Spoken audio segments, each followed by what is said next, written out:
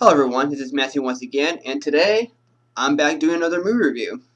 Which of course, yes, there is one more movie I'm going to review in the month of October, which is going to happen on Halloween, October 31st. And I won't tell you what it is, but you'll just have to wait and find out. But today, for my review, I'm going to review a ghost movie.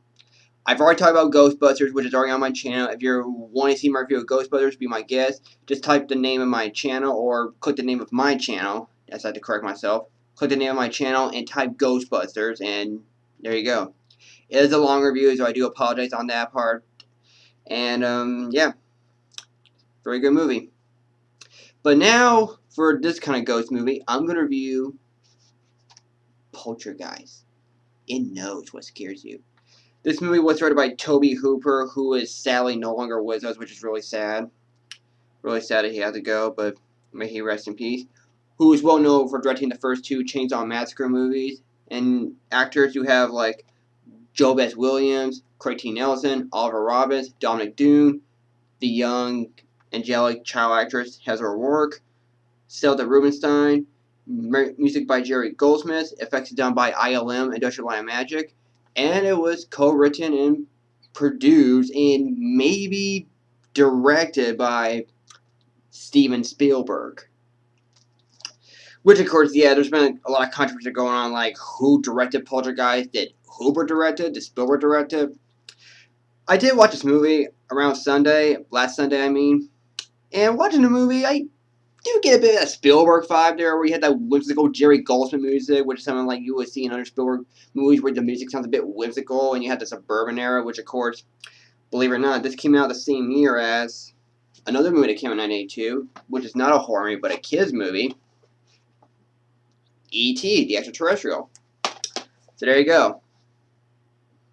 This was the big year for Spielberg. Poltergeist and E.T. One he directed, one he did not direct it, but somehow it looks like he may have directed the film. But it could be possible that this movie still has some Tobe Hooper 5 in it. So, I don't know which one it is, but I could get the feeling there could be some that he has some input for the film. So, and if I had to guess who directed this movie, Tobe Hooper, Steven Spielberg, I'm going to say both. Because I think this is both a Steven Spielberg movie and a Tobe Hooper movie. And if they both directed the movie together really well, then I'd say they did a really good job directing the film together. So, but yeah, I think maybe Spielberg kind of deserves some co-directing credit for the film, aside Tobe Hooper. Then it would make sense that it's directed by both Tobe Hooper and Steven Spielberg. So, yeah. But anyway, my history with this film was, I think I remember it was like back on TNT when I was a kid, probably in the late 90s. And I remember watching this movie on TNT, and it really was pretty scary. And I was pretty young to watch this movie. And especially I know that my parents said I could get nightmares from watching it. But until when I got toward the end of the movie, this is where I was like, I'm done. So, because it was like too much for me. It was too scary for me. But of course, when it comes to horror movies, it's really the point. But hey, if you're not a fan of horror movie, that's totally understandable. But as time went on, I saw this on ABC Family, but now it's called Freeform. And then finally came to the Blu-ray of this movie. I've now grown to appreciate Poltergeist. Because back then, I was just like, I don't like it. It's too scary, and I don't want to get nightmares from this movie. But as I kept getting older and older, I've gone to appreciate it for what it is. It really is an effective horror film, and it's very well done, both by Tobe Hooper and Steven Spielberg. This is both a Steven Spielberg movie and a Tobe Hooper movie, but I don't need to keep repeating myself on who directed Poltergeist. But, yeah.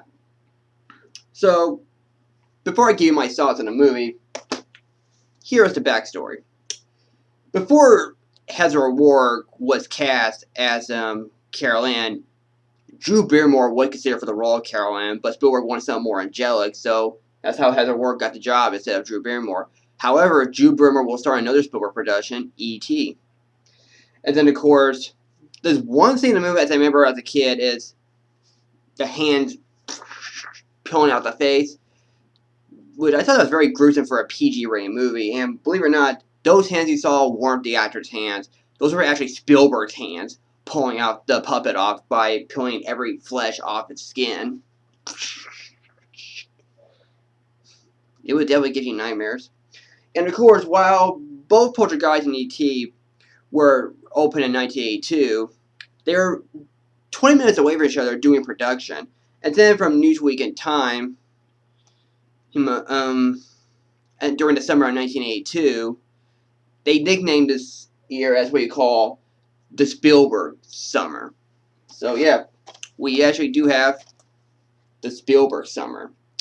As I said before, you have a film that's not directed by Spielberg, but somehow it might be, and you have a film that's actually directed by Steven Spielberg. And of course, they're both very PG movies. But however, this is a PG movie where it's meant for kids, but this is a PG movie where it actually meant something that wants to scare you to death.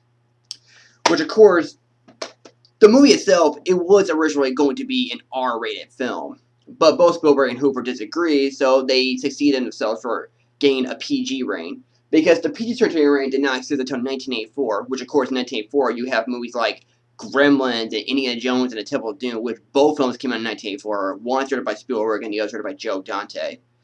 Which, of course, that's how they were able to create the PG-13 rating. If you watch the featurette of Temple of Doom, which is on the DVD and Blu-ray release, Spielberg did say something about how this film was able to create the PG-13 rating due to how violent Temple of Doom and Gremlins was. Even Poltergeist was violent. Even Raiders of the Lost Ark was also violent as well when you have the melting scene toward the end of Raiders of the Lost Ark, which, of course, it was originally going to be an R, but they had to get PG rating instead by adding some more flames of the actor whose head's exploding, Paul Freeman. So, when Poltergeist came out, it was released on the summer of 1982, June 4th, and it opened to pretty good reviews by critics, and it was a box office success by making $76.6 million against its $10.7 million budget. The film did earn 3 Oscar nominations for Best Sound Effects Editing, Best Visual Effects, and Best Musical Score, but those 3 categories lost to E.T. And, of course, and despite that Poltergeist made pretty good money at the box office by making $76.6 million, E.T. makes the big bucks. So it's like E.T. beats Poltergeist at the box office. But nevertheless, they're both well received by critics and audience alike. So they both love these movies. And I love them too. But even though I'm not going to review E.T. after this, but I'll review this movie another time, if I had to pick which one I like best,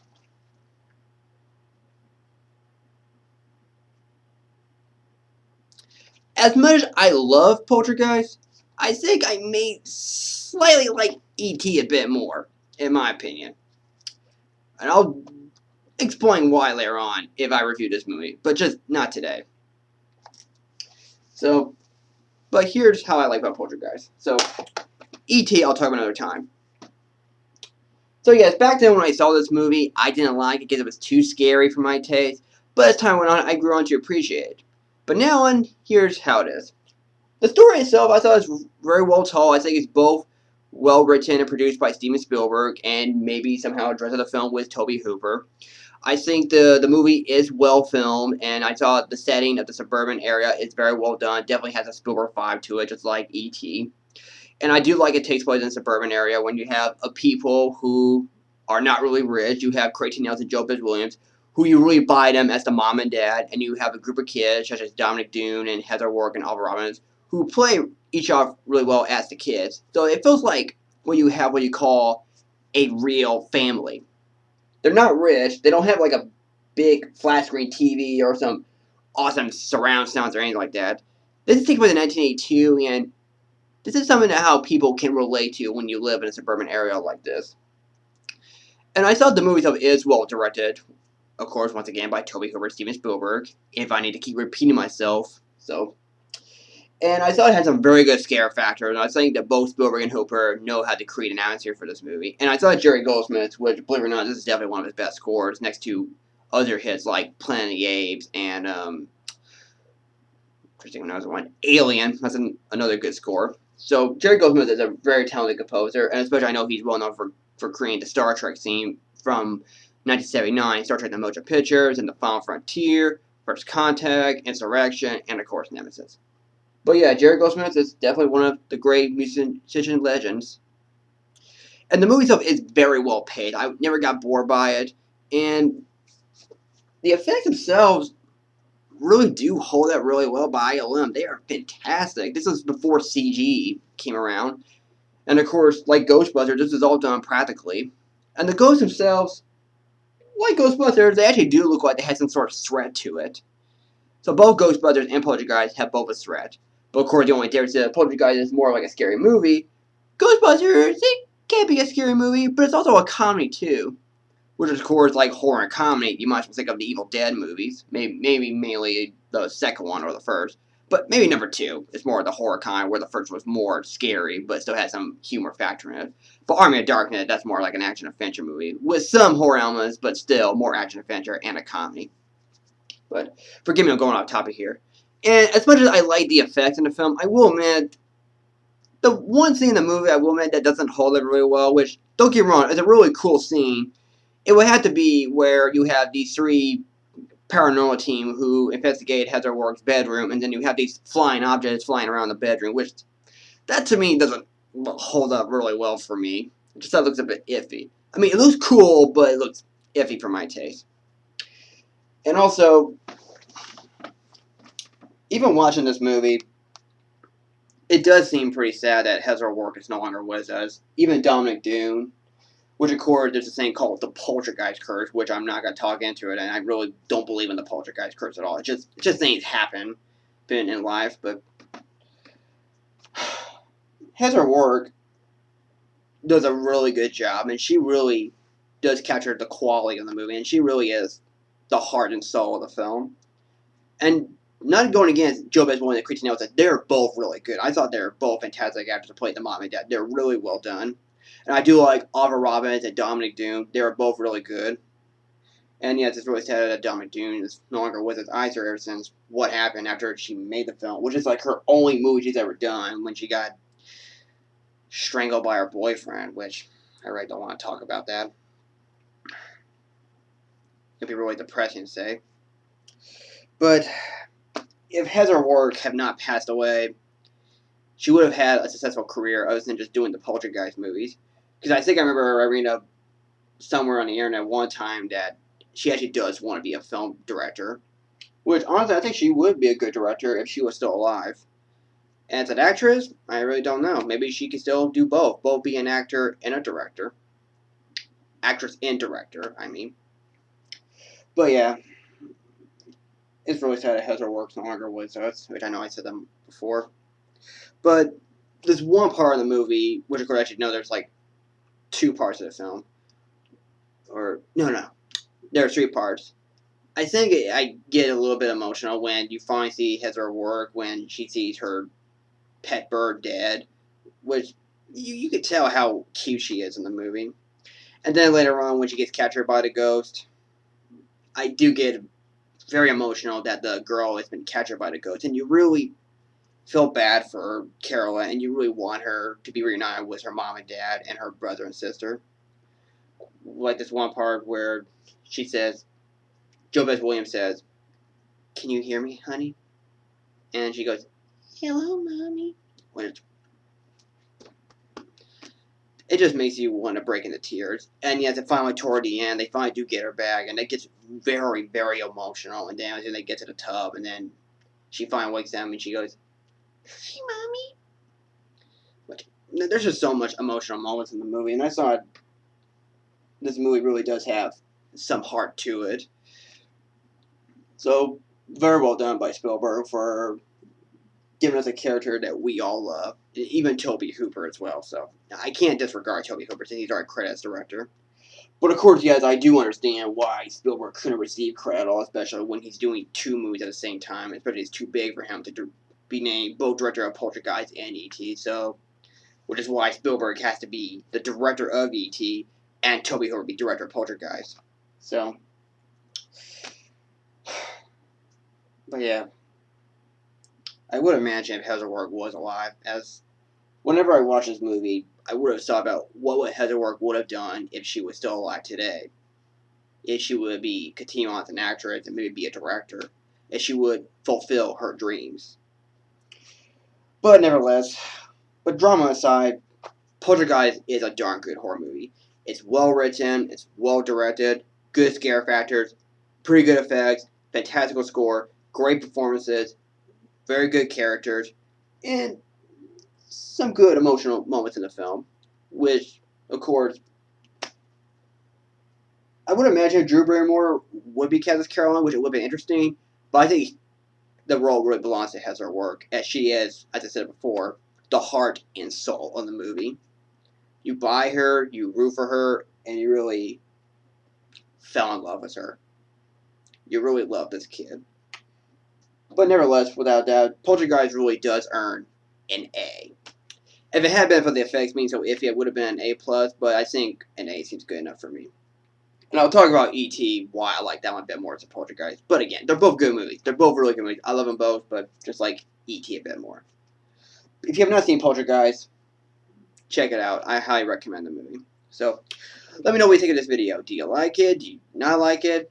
Feel free to put your comments down below, and don't forget the subscribe button. So thank you for watching, take care, and stay tuned for a movie that I gotta review.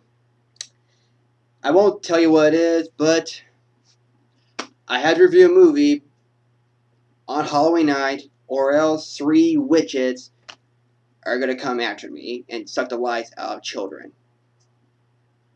And don't listen to that witch, because if she sings that song, she'll take your soul away. And they'll be younger in the morning. And frolic amok. Ow! That's my review. See you later.